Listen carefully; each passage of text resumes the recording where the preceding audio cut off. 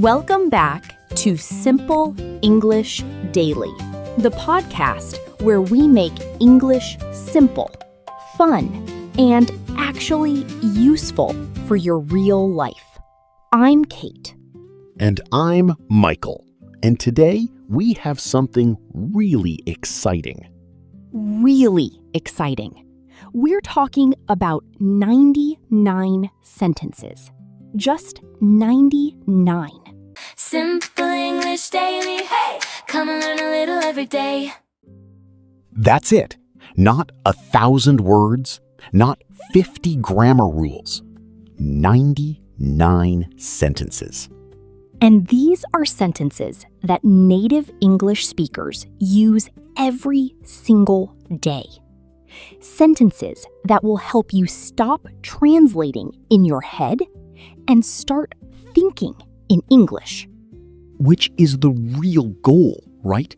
Because that's the difference between someone who studied English and someone who speaks English. Exactly. So, Michael, let me ask you something first. Have you ever met someone who studied English for years?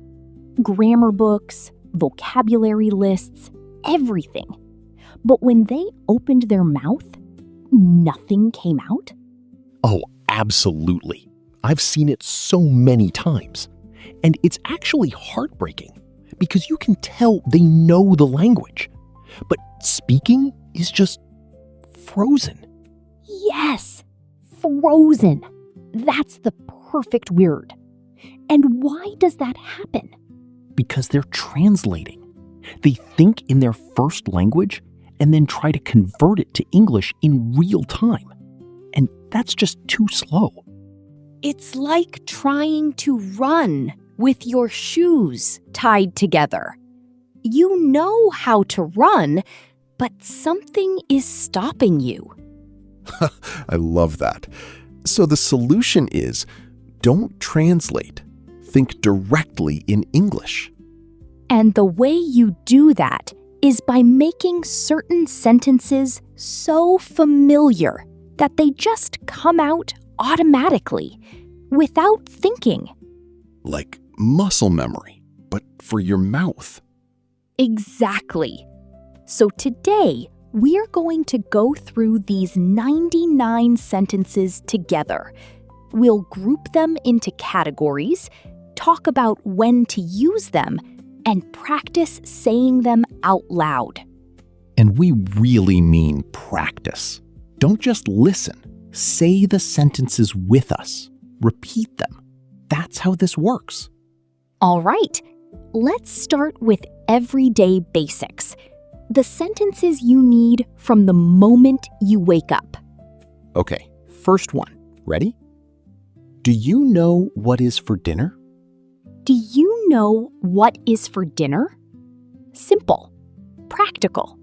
You'll use this one every day. And notice, it's not complicated at all. No big vocabulary, no tricky grammar. Just natural, useful English. Next, I am absolutely starving right now. Ooh, I love this one. Absolutely starving. Now, starving is stronger than just hungry. It means you have zero energy left and you need food immediately. It's dramatic, and English speakers love a little drama when it comes to food. Right. And that word absolutely, it's an intensifier.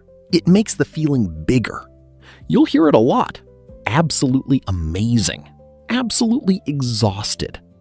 Speaking of which, I am totally exhausted after work today. Yes, totally exhausted. Same idea.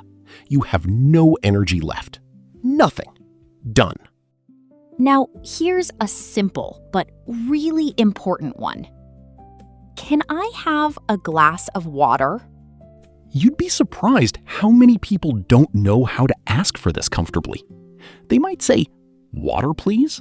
which is fine, but "Can I have a glass of water?" sounds much more natural and polite. Good point. And it works in a restaurant, at a friend's house, anywhere. All right, let's talk about location and movement. These sentences are great when you're meeting someone or checking in with a friend. Where exactly are you right now? Notice the word exactly there. It makes the question more specific. You're not just asking, where are you? You want a precise location. And then the answer, I am just relaxing at home. Perfect. Short, clear, natural.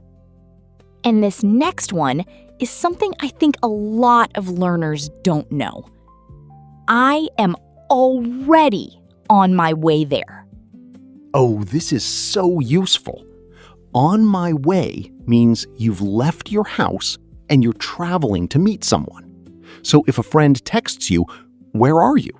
You say, I am already on my way there. Done. no need to explain. They get it immediately. And then, I will see you later today. And I will be right back very soon. These are your polite exits.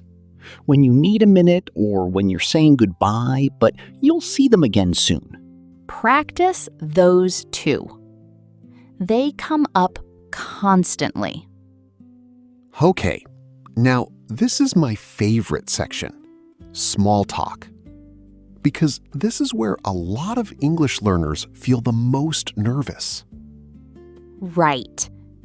You meet someone, and suddenly your brain goes completely blank. So let's fill that blank with some really solid sentences. First, long time no see. How are you? Long time no see. Such a classic. And so warm. It tells the other person, I remember you. I'm happy to see you. Then, how is it going with you today? Which is a slightly more casual version of, how are you? And you reply, I am doing really well, thank you. Or, if they ask what you've been up to, Not much, just the usual daily stuff. Perfect. Relaxed. Natural. You're not performing. You're just talking. and sometimes you run into someone after a long time and you want to know more. What have you been up to lately? Great question. And then you listen, nod, and say, please tell me more about it. Or, don't worry, I am listening to you. Those two are golden if you want to be a good conversationalist. Most people just want to feel heard. Absolutely. Okay, let's talk about something that happens to everyone, even native speakers. You forget what you were going to say. Oh, all the time. So you say, I forgot what I was going to say. Done. No need to panic. It's completely normal. And if you didn't understand someone, could you repeat that one more time? Or please speak a little slower for me. These two are so important, and there's no shame in using them. Native speakers ask each other to repeat things all the time. Totally. Communication is about understanding, not performance. Now let's move into opinion sentences. Because conversations aren't just facts, they're reactions. What do you think about this? Asking for an opinion. That sounds like a great idea. Agreeing enthusiastically. I'm not really sure about that. Disagreeing politely. Notice that one. I'm not really sure is softer than I disagree. It's a way to push back without being rude. And if you need time, let me check and tell you. Buy yourself a moment. Nobody expects you to know everything instantly. Then we have the agreement. I think you are absolutely right. And the gentle disagreement. I'm sorry, but I have to disagree. That I'm sorry at the beginning softens it a lot. It's not aggressive, it's respectful. And sometimes you just don't care either way. I don't mind whatever you choose. Or, it is completely up to you. These are great for making the other person feel in control. Very polite. Very natural. Okay, let's talk feelings. Because English learners often know words like good and bad, but struggle to express more specific emotions. I'm feeling a little bit sick. Simple, but so useful. I really need a short break. I am getting tired of this. Careful with this one. It means you've lost patience with something. It's a little stronger. Like if something keeps happening and you're fed up. Right. And then the positive energy. This is absolutely amazing news. I am so happy for your success. Good luck with your new project. And my personal favorite, I know that you can do it. Such a simple sentence, but so powerful when someone is doubting themselves. Follow it with, please don't give up just yet. Beautiful. That's real encouragement. That's something a friend says. All right. Time sentences. Because life is busy, and English speakers talk about time constantly. Do you know what time it is? It is almost 8 o'clock now. Oh no, I am running late. We've all been there. Hurry up, we are going to be late. Great for families, couples, friends. And the opposite, when you're being patient. Please take your time. No rush. I love that contrast. Both sentences are about time, but completely opposite energy. And then, give me just a second, please. For when you need a moment to finish something. This section is really fun. It's about being honest and also being playful. Are you being serious right now? I'm just kidding with you. Believe me, I am telling the truth. These three go together so well in conversation. You tease someone, they react, and then you clarify. And for accountability, I am sorry. It was my fault. Short, direct, genuine. That's how you apologize in English without over-explaining. And the response? That is no problem at all. Or, it is really no big deal. Use no big deal when someone apologizes for something small. like being a few minutes late or making a little mistake. It immediately makes them feel better. Please don't worry about it at all. Same energy. Warm and reassuring. Okay, quick modern life section, because phones are part of everything now. My phone battery has just died. Every day. Do you know where my charger is? Please call me back a bit later. I will send you a text soon. These 4, you'll use them constantly. Learn them well. And finally, making plans. Because English is a social language. What is the plan for today? Let's go out for a walk. Let's try to meet up soon. I am really looking forward to it.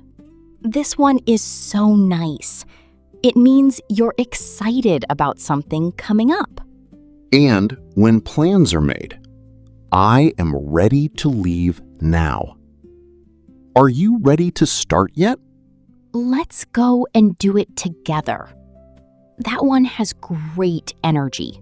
It's motivating. And to wrap up with someone. Let's keep in touch from now on. Perfect way to end a conversation and keep the relationship going. All right, that was a lot, but in the best way. 99 sentences.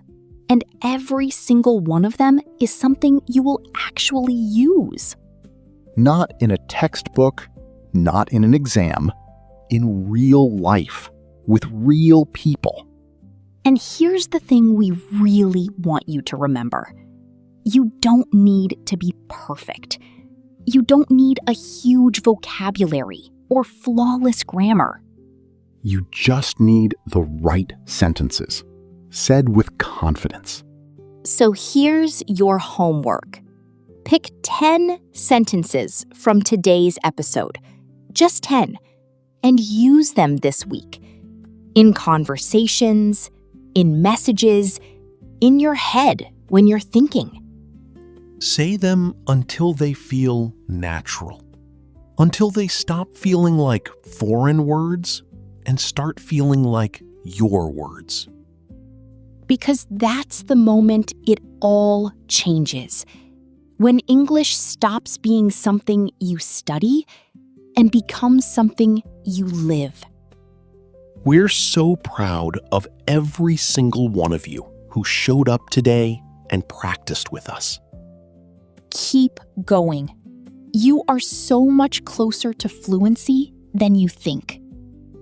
Thank you for listening to Simple English Daily. If this helped you, share it with a friend who's learning English. And we'll see you or hear you in the next episode. Take care, everyone. Bye for now. Simple English daily. Hey! Learn a little every day. Watch and smile, come and stay.